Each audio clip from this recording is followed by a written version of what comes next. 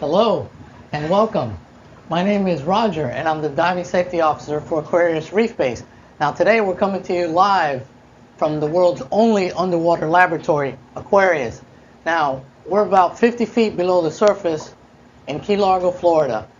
Now before I get started, I want to introduce a couple of gentlemen.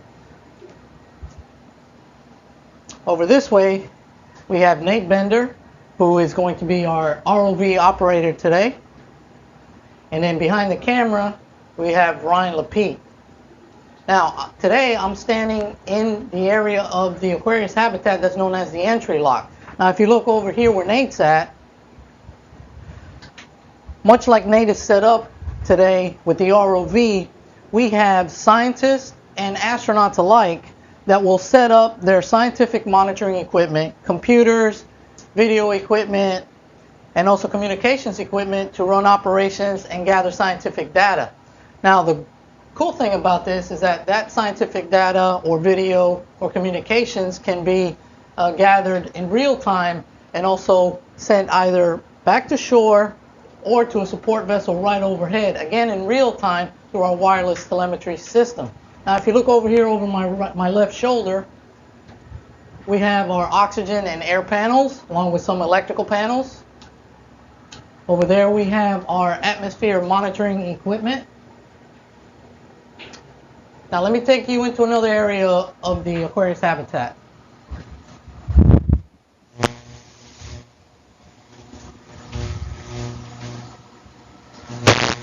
Now I'm standing pretty much in the main living space of the Aquarius habitat, and that's known as the main lock. Much like the entry lock, you look over here and we have our air and oxygen panels, electrical panels, and then we also monitor the atmosphere in here as well. Now if you look over here, we have our galley table. Now what's really neat about this area here is that after a hard day of scientific diving and space analog training, both scientists and astronauts alike like to gather around this table and plan and talk about the day's events. Because if you look over here, look at the kind of view that we have with this viewport. It oversees the reef. It's an awesome view. And as you can see, today we have an ROV standing by for you. So with that, let me just talk about one last thing and then I'll go to the ROV camera.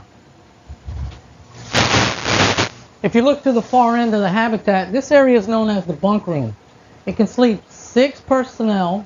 Normally we have 4 scientists or astronauts along with 2 habitat technicians. Now, the habitat technicians are assigned to basically take care of the life support and make sure that the habitat's running safely.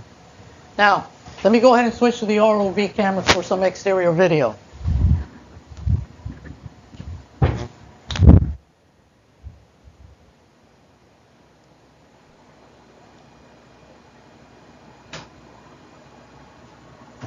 That's it, right?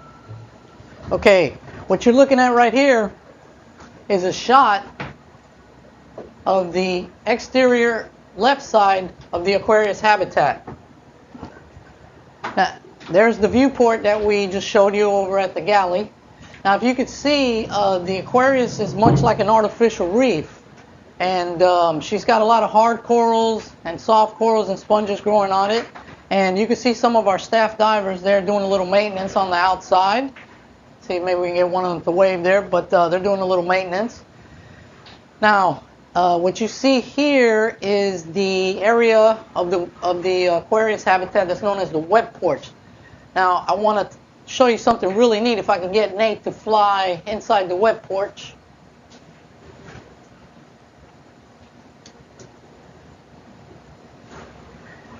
Takes some really good driving skills to be able to sneak in through there. It's only about 3 feet. Okay, what you're looking at, Nate, if you can pan the camera up just a little bit when you get a chance. What you're looking at right there is the air-water interface of the Aquarius habitat at the wet porch area. This is where the personnel exit and enter the Aquarius habitat. Now, as long as the air pressure is kept at a little bit over or at least the same as the exterior water pressure, then water will not come in. Now, let me go ahead and switch to the interior camera real quick.